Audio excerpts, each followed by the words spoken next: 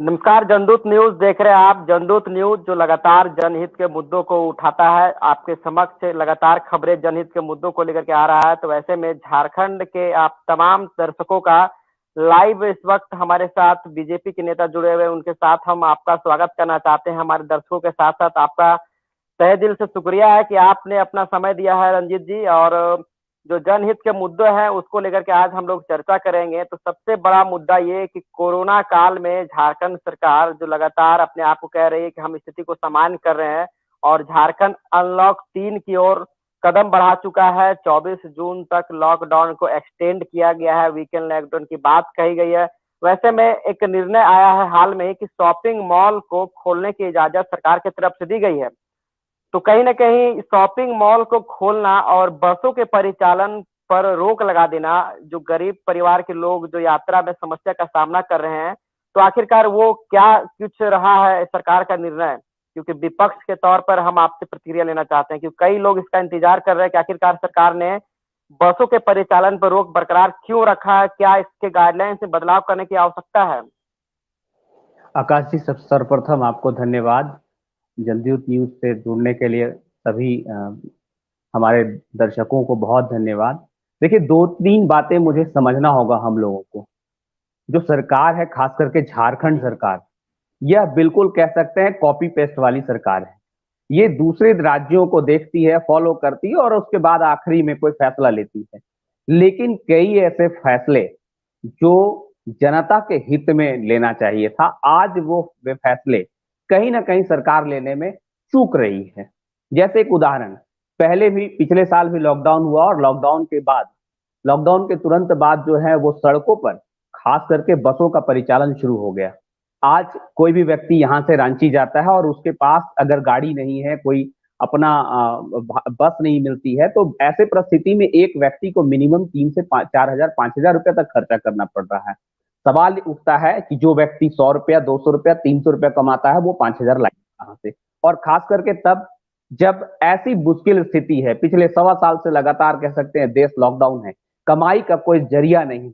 इस परिस्थिति में सरकार को, खास करके हेमंत सरकार को ये सोचना होगा, ये सोचना चाहिए कि आखिर वो गरीब कैसे यहां से वहां कहीं भी अगर वो आते जाते हैं तो किन परिस्थितियों के साथ जाएंगे? गरीब आखिर क्या करेगा?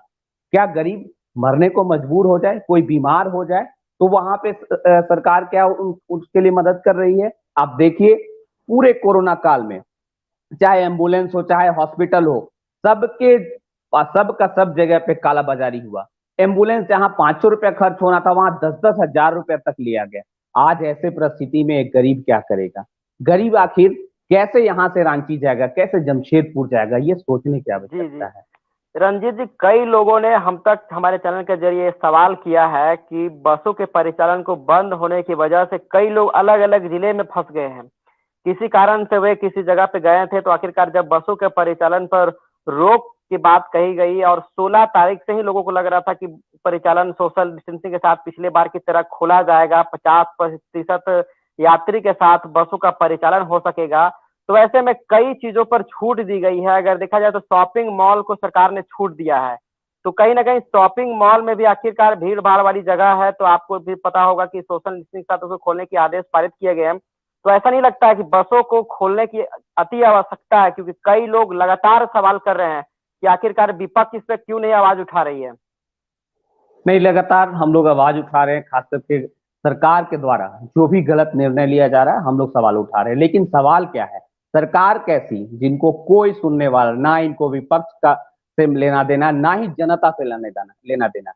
क्योंकि ये जनता के सवालों पर भी चुपचाप मौन धारण करके बैठ जाती है।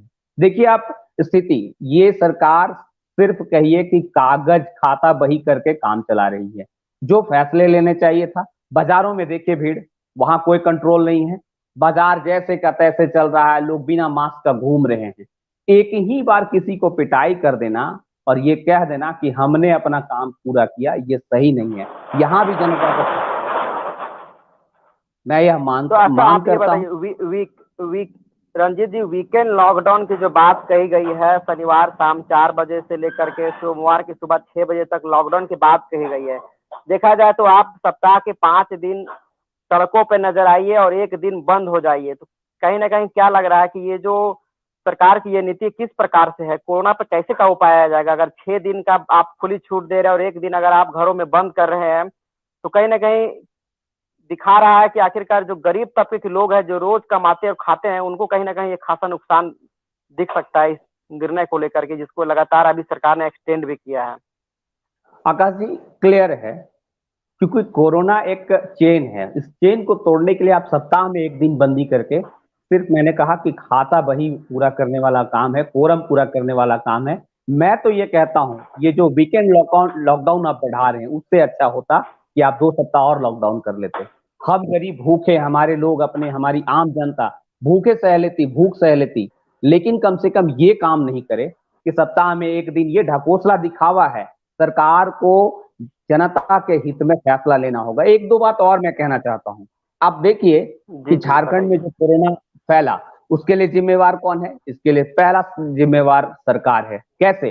जब कोई दूसरे प्रदेशों से लोग आ रहे थे, चाहे वो हवाई यात्रा से हो या रेल यात्रा से हो या गाड़ियों से हो, एक लोगों का भी जांच नहीं किया गया। आप रेलवे स्टेशनों में लगातार खबरें आई, आपने देखा होगा कि रेलवे प्लेटफॉर्म पर कुछ लोगों को सिर्फ कोरम पूरा करने के लिए जांच किया जा रहा था, बाकी लोगों को छोड़ दिया जा रहा था। आप मुझे बताइए, जो मुंबई से कोरोना लेकर आया है, क्या वह झारखंड के गांव ग्रामीण जब पहुंचेगा तो वो कोरोना फैलाएगा कि नहीं?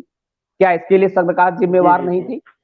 क्या मतलब कोरोना अगर का देखा जो जाए तो जो मेन मेन चीज था कि अगर दूसरे राज्य से लोग झारखंड आ रहे थे तो उस समय उन लोगों का जांच सही से नहीं किया गया, ना ही क्वारंटीन। आप अभी बोल रहे हैं कि क्वारंटीन किया जाएगा, लेकिन जिस वक्त दूसरी लहर अपना प्रकोप बरता रही थी, तो ऐसे में सरकार अगर देखा जाए तो आपके मुताबिक विफल रही है पूरी तरह से। देखिए, कई सारा मुद्दा है आकाश जी।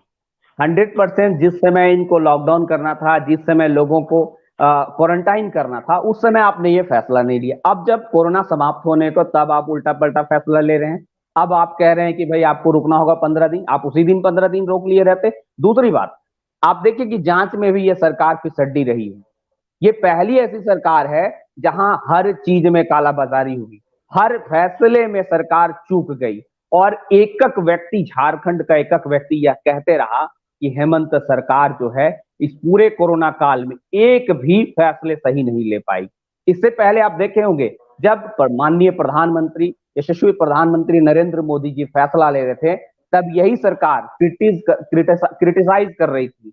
यह कह रही थी कि जो है वो प्रधानमंत्री रात को 11 बजे बैठक करते हैं और सिर्फ अपनी मन की बात कहते हैं। आप मुझे बताइए, उड़ीसा के मुख्यमंत्री नवीन पटनायक, कहाँ उड़ीसा के मुख्यमंत्री ने कहा कि हमने उसका लाभ मिला? और सच में उड़ीसा को लाभ मिला और भी दूसरे पूरे कंट्री को लाभ मिला। लेकिन झारखंड के ऐसे मुख्यमंत्री, और खास करके विपक्ष में जहां जहां बैठी है ये सरकारें, ये सिर्फ इनका एक काम है, सुबह उठना और दिन भर आराम से केंद्र सरकार को गाली देना, केंद्र सरकार पर ठीकरा फोड़ना, और अपना कुछ काम करना नहीं। आप देख रहे हो कि लगातार जिस तरह से जांच में फिसड्डी हुई सरकार, और उसका खामियाजा हम लोगों को भी भुगतना पड़ा।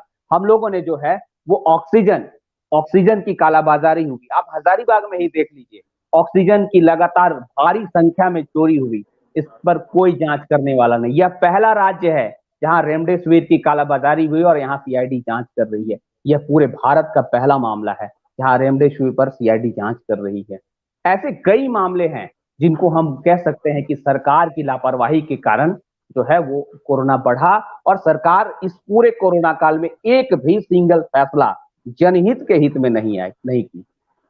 जी। तो रंजीत जी, एक चीज और हम ये आपसे जानना चाहेंगे बारीकी तौर पर, क्योंकि कई छात्र जो लगातार प्रतियोगी परीक्षा की तैयारियां कर रहे हैं, उनका भी कहना है कि सरकार ने कई दुकान ऐसे खोलने की इजाजत दिया जिसमें भीड़ भाड़ होगा, कपड़ा की दुकान हो या जूते चप्पल की दुकान, इन दुकानों को आदेश दिया जा रहा है, लेकिन कोचिंग संस्थानों को नहीं दिया जा रहा। जबकि देखा जाए तो छात्र लगातार जागरूक है कोरोना को लेकर के, तो कहीं ना कहीं सोशल डिस्टेंसिंग के साथ शिक्षा के स्तर को आगे बढ़ाने के लिए सरकार को कोचिंग संस्थानों को खोलने की इजाजत देनी चाहिए, जो प्रतियोगी परीक्षा की तैयारी कर रहे हैं, जिनका पूरा भविष्य दांव पे लगा हुआ है। क्योंकि हेमंत सोरेन ने तो यह कहा है कि हम 5 लाख नौकरी देंगे, लेकिन नहीं मिलने के कारण छात्र जो है वो लगातार अलग अलग प्रतियोगी परीक्षा में शामिल होने के लिए अपनी तैयारियां कर रहे हैं।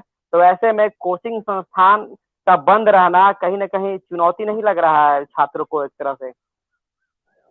देखिए, खास करके 1.25 साल हो गया, मुझे जो लग रहा है, जो स्थिति है, स्पष्ट दिख रहा है कि हम लोग कहीं ना कहीं आने वाले समय में हम लोग 1.5 वर्ष, लगभग 1.25 साल 1.5 साल हो चुका है, और मुझे लगता है कि यह जो समय है वह ये पूरा साल सरकार लेगी। सवाल ये उठता है कि हम लोग सवाल यह उठता है कि आखिर यह राज्य सरकार छात्रों के हित में कोई फैसला नहीं ले रही है, चाहे वो जिस तरह का फैसला हो। अभी जेपीएससी को लेकर के इतना बड़ा बवंडर पूरे झारखंड में खड़ा है, सरकार को इससे कोई चिंता नहीं है। आप देखिए, जो छात्र हैं वो पिछले 2 वर्षों से कह सकते हैं पढ़ नहीं रहे हैं। क्या होगा? जो बच्चे कमल और एप्पल सीखे होंगे, आज उनको फिर से क ख ग और ABCD सिखलाना होगा। जो बच्चे पूरे जिनका उम्र 30 साल 35 साल लास्ट हो रहा है, वो तैयारी में लगे हैं पिछले 10 साल 15 साल से, एग्जाम नहीं हो रहा है, परीक्षाएं नहीं हो रही हैं, उनका उम्र लैप्स कर जाएगा। इसके लिए जिम्मेवार कौन होगा? मुझे ये लगता है जब सारा काम हो सकता है तो शिक्षा व्यवस्था में भी शायद, अगर इसको कह सकते हैं कि आधे कैपेसिटी में स्कूल हो, चाहे कॉलेज हो, चाहे इंस्टीट्यूशन हो, उसको आधे कैपेसिटी में खोला जा सकता है। हाँ, 50% आबादी के साथ सोशल डिस्टेंसिंग के जरिए खोलना चाहिए। अल्टरनेटिव, जैसे आपने एक बार पहले शुरुआत में कहा कि ये सरकार कॉपी पेस्ट वाली सरकार है, तो देखा जाए तो पहले दिल्ली में अल्टरनेट बच्चों को बुलाया जा रहा था, ऑड एंड इवन करके। तो क्या इस बार जो पिछले बार यहाँ झारखंड सरकार ने किया था, इन चीजों को करना चाहिए? क्योंकि समय आ गया, क्योंकि आप बाजारों में भीड़ दे रहे हैं, लोग बाजारों में भीड़ में पूरी तरह से जा रहे हैं, तो कहीं ना कहीं छात्रों को सोशल डिस्टेंसिंग के जरिए जागरूकता फैला करके पढ़ाई शुरू करवाना चाहिए। आकाश जी, आप देखे होंगे कि हम लोग जब पहले पढ़ते थे और इंस्टीट्यूशन में खास करके जगह कम होती थी और कई बड़े शिक्षकों के पास जब हम लोग पढ़ते थे, तो वो अल्टरनेट पढ़ाते थे या कई बार 50% क्षमता के साथ पढ़ाते थे। मुझे लगता है आज वो स्थिति है। सरकार को ये फैसला लेना चाहिए, कोरोना काल में जब सब कुछ चल रहा है तो एजुकेशन भी चले। अगर एजुकेशन नहीं होगा, चूंकि मैं ये मानता हूं इस भारत देश को अगर कोई बढ़ा सकता है वो सिर्फ और सिर्फ है शिक्षा। अगर हमारे आने वाले भावी युवा अगर वो शिक्षित नहीं होंगे, वो पढ़ाई से 2-2 साल कट जाएंगे, तो आप समझ लीजिए कि सिर्फ इन युवाओं का किस्मत नहीं खराब हो रहा है, बल्कि देश का किस्मत खराब हो रहा है, राज्य का किस्मत खराब हो रहा है। हमें जरूरत है युवाओं के प्रति सोचने की, युवाओं के लिए हम लोगों को फैसला लेने की आवश्यकता है। तय समय पर अगर हम लोग फैसला लेते हैं, युवाओं को तय समय पर रोजगार मिलेगा, युवाओं को तय समय पर परीक्षा होगा, तभी यह राज्य आगे बढ़ेगा। इसलिए जरूरत है हेमंत जी समय पर आकर के फैसला ले और अपनी बुद्धि लगाएं। अगर दूसरे के बुद्धि पर चलेंगे तो मैं ये विश्वास दिलाता हूं कि इस सरकार का भला कभी नहीं होगा। रंजीत जी, आपका बहुत बहुत शुक्रिया। आपने इन मुद्दों पर अपनी बात को रखा है विपक्ष के तौर पर। तो आखिरकार जनदूत न्यूज जो लगातार जनहित के मुद्दे आपके लिए उठा रहा है, बसों के परिचालन पर रोक को लेकर के विपक्ष का क्या राय था, कोचिंग संस्थान बंद पड़े हैं उसको कैसे खोला जाए, ये तमाम मुद्दों को लेकर के हमने विपक्ष के साथ जुड़ना चाहा। बहरहाल इस वीडियो को देखने के लिए शुक्रिया। मिलेंगे हम लोग अगले खबर के लिए, तब तक हमारे साथ आप बने रहिए। बहुत बहुत धन्यवाद।